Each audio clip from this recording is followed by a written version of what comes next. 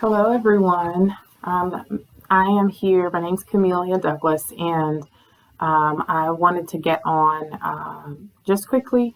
I am an APRN. Most of you who have seen videos before know that I'm an APRN. I practice as a PMHNP or as a psychiatric mental health nurse practitioner. Have been doing that for about 4 years, and I am also a nurse enthusiast and coach. And I really just wanted to get on just briefly today to talk just a little bit about some of the more specifics or the soft skills that can be necessary as a PMHNP. I've gotten lots of questions about, what does the role look like? What's required to become a PMHNP from an education standpoint. But today I just wanted to focus in on what's actually required, or I would say that could be helpful for you as a PMHNP. If you're considering the role, considering going back to advance your degree, you're kind of making a decision about what's right for you, what may be right for you.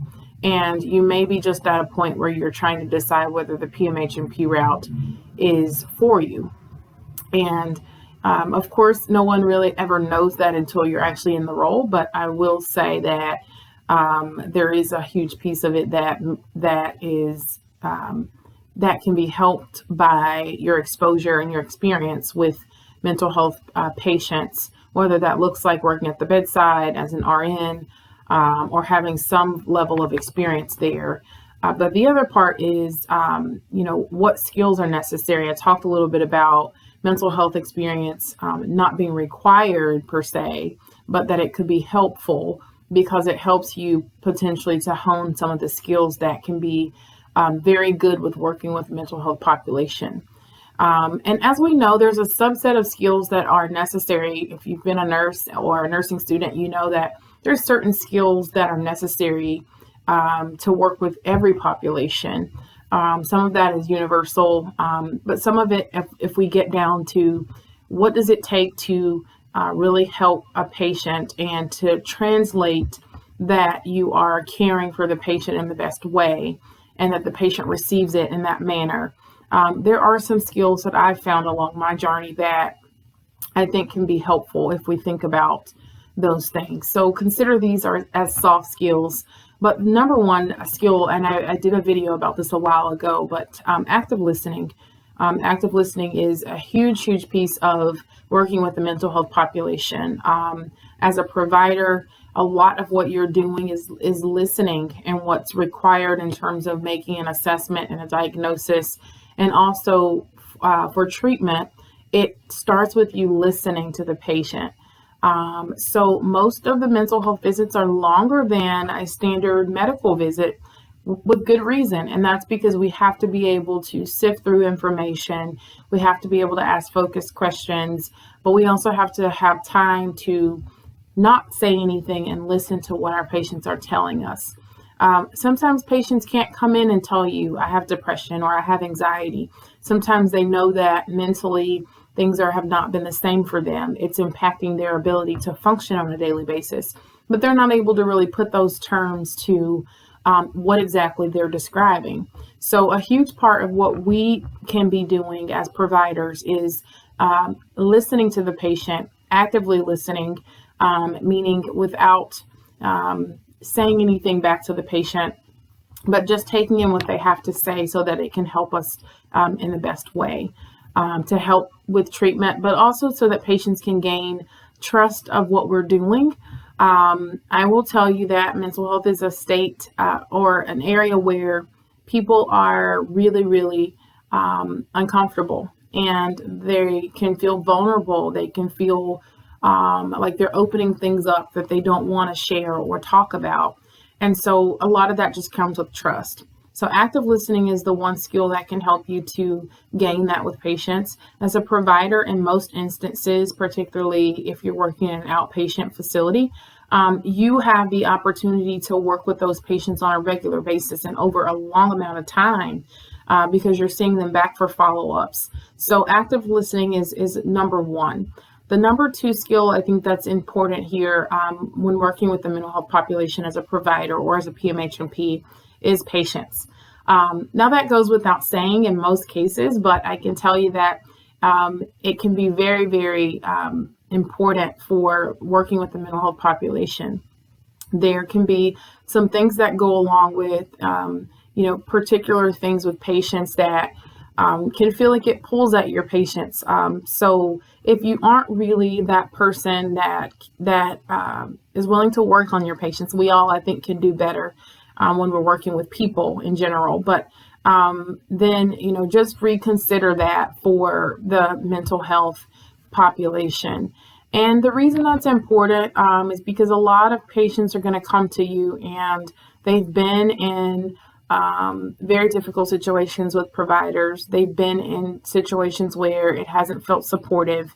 And so the last thing we want to do is not have kind of the openness and the patience that's required for them to be able to open up to someone new.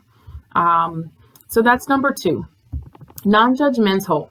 And this kind of goes along with patience, but non-judgmental, having a stance of being non-judgmental. As I said, patients are going to open up about a lot of things that sometimes they don't want to talk about, they haven't talked about in a long time.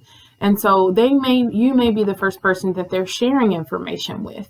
So the reason that's important is because, when you have a non-judgmental approach or an attitude toward patients, then they are more willing to share information. And it's not just about them sharing information. It is a huge piece of it is them sharing information so that you can provide the best care for them. Sometimes that may look like, going to a therapist or a counselor for more individual sessions over more frequent timing. Sometimes that may look like medications, but we only can gather as much information as possible when we have a non-judgmental approach. That also goes with particularly certain diagnoses. If a patient has co-occurring substance use disorder, making sure that we are non-judgmental about kind of their history around that in an effort to help them and support them on their healing journey. So that's number 3. And number 4 is being team oriented. So I talked a bit about kind of my role in what I do every day a few videos back, but being team oriented is very important, particularly because you are working with a larger team in most instances in mental health, because you sometimes can't rely on the patient's information solely.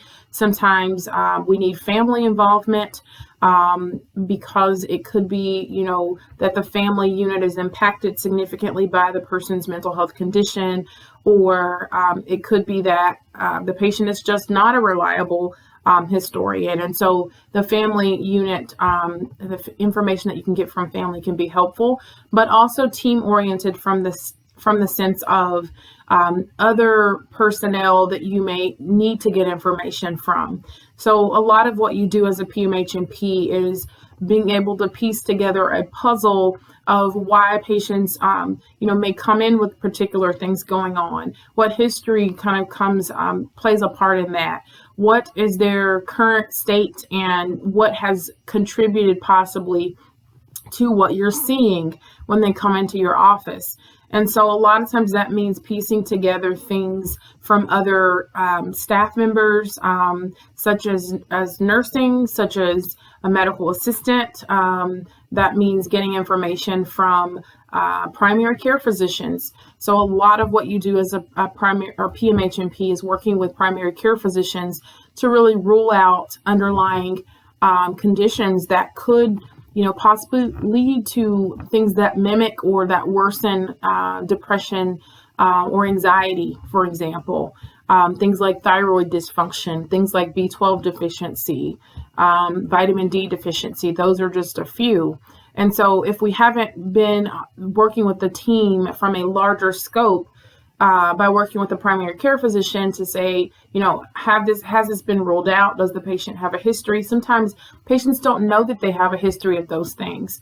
And so it's good to, start with primary care physician communication or collaboration, reviewing labs, reviewing history, and also so that you can work directly with primary care to really come up with the best treatment for the patient.